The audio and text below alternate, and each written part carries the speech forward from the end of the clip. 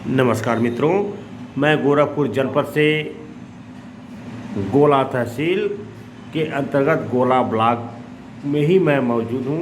हमारे ही एक ग्राम सभा आता है जो परसिया रावत के नाम से जाना जाता है। यह हमारे एक बड़े भाई के रूप में बैठे हैं जो डॉक्टर हरदेव यादव के नाम से लोग यह जाने जाते हैं, और यह समाजवादी पार्टी के जिला पंचायत सदस्य के नए उम्मीदवार हैं।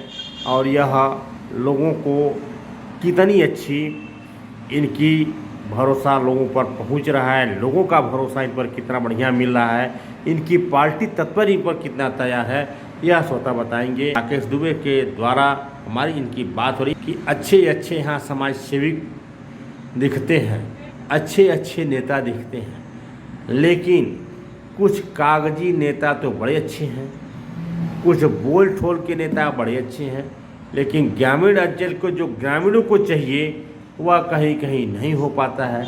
ऐसे में हमारे बड़े भाई साहब जो डॉक्टर हरदेव यादव के नाम से प्रसिद्ध, मैं इनसे जानना, सर आप कहाँ से मिलान करते हैं? सर मैं ग्राम पंचायत परसिया रावत से मिलान करता हूँ, मेरा घर ही परसिया रावत में है। जी सर, आपके द्वारा यह तमाम बोर्ड और पैनल लगे हुए हैं कि आप समाजवादी पार्टी से वार्ड संख्या 42 के जिला पंचायत सदस्य के उम्मीदवार हैं। जी सर। तो इसके बारे में सर आपका क्या कहना है? सर हमको समाजवादी पार्टी में जैसे बहुत दिन से काम करते हो गया है, यहाँ के जो भी पदाधिकारी लोग हैं अगर हमारे पर भरोसा जताए हैं तो कुछ सोच के ही जताए हैं, अगर जताए हैं तो उनके भरोसे पर मैं कायम भी रहूँगा। आपको इस चुनाव के लिए चिन्हित किया गया? चिन्हित तो किया गया है, प्रस्ताव भी पारित हुआ है, लेकिन जो न्यूज जैसे कि आ रही है जी बड़े पदाधिकारियों के लोगों से कि अभी जैसे कि प्रत्याशी हो सकता है न किसी का समर्थन करें,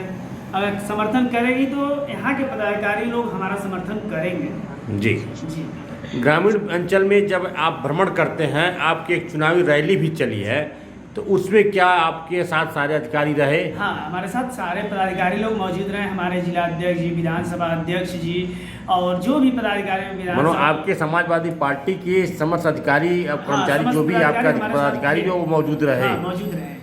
आपका भ्रमण 42 नंबर वार्ड संख्या कहाँ से कहाँ तक पड़ता है? लास्ट सीमा क्या है? लास्ट सीमा इधर उत्तर पश्चिम में परसिया रावत और पूर्व में पतरा पड़ता है। पतरा? हाँ, और उत्तर में सिधारी पड़ता है, दक्षिण में अबरूस ग्राम सभा पड़ता है। डॉक्टर पेशे से आप हैं, पशु डॉक्टर हैं? हाँ, पशु डॉक्टर हैं। सर आप पशु डॉक्टर हैं तो पशुओं के बारे में ग्रामीणों में जाते हैं, तो वहाँ के पशु के बारे में थोड़ा दो शब्द बता दें। जाते हैं, हमारे जैसे कि जाते हैं तो हमारे पशुपालक जो भी किसान वगैरह हैं उन लोगों की हम परेशानियां सुनते हैं।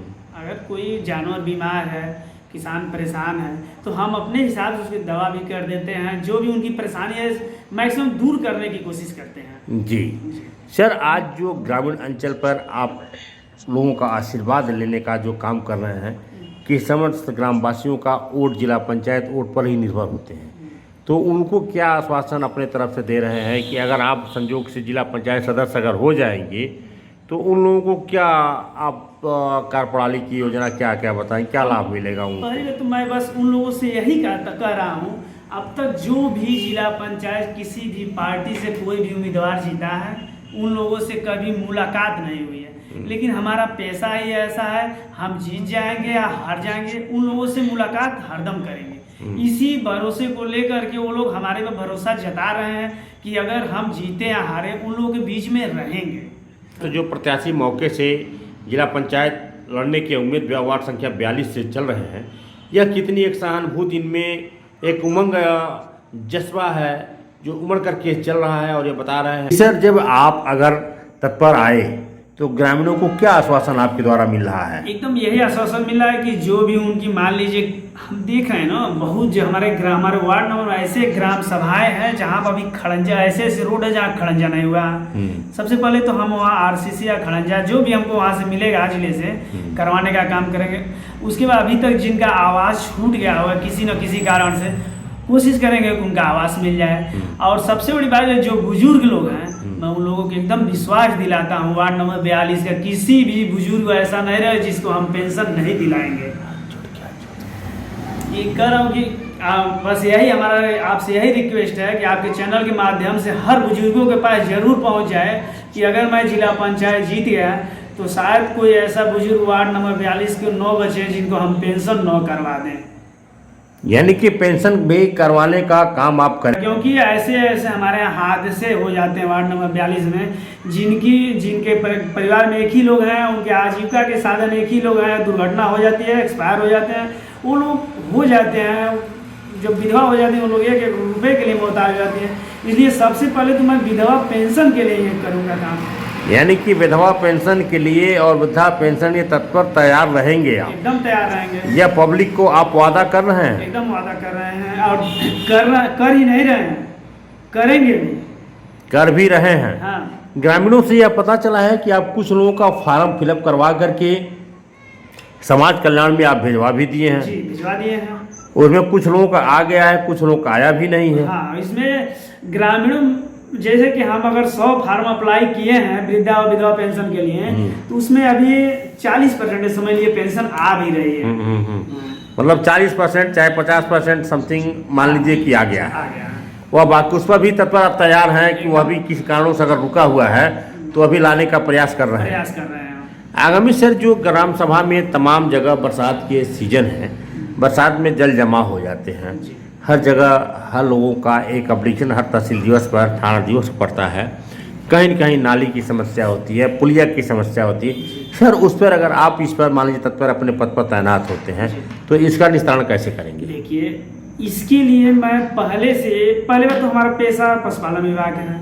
वार्ड नंबर 42 के लगभग 99% घर हम पहुंचते हैं जी। उन लोगों में जितने घर या जितने ग्राम की नाली की समस्या है और नाला या नाली जो भी समस्याएं हैं उन लोगों को, वो तो अगर हम जीत गए तो सबसे पहले वो काम करवाएंगे ही करवाएंगे, क्योंकि हमको किसी के घर या किसी गांव में हलने पर जब जल जमाव महसूस लगता है तो हम गाड़ी लेकर खुदे पिछला जाते हैं। तो सही बात कोशिश तो आपने सबसे पहले करेंगे कि वो काम हमारा सबसे पहले हो, जिससे आपको जाने के लोगों को आने जाने का रास्ता सुदृढ़ रहेगा, जल जमाव नहीं होगा।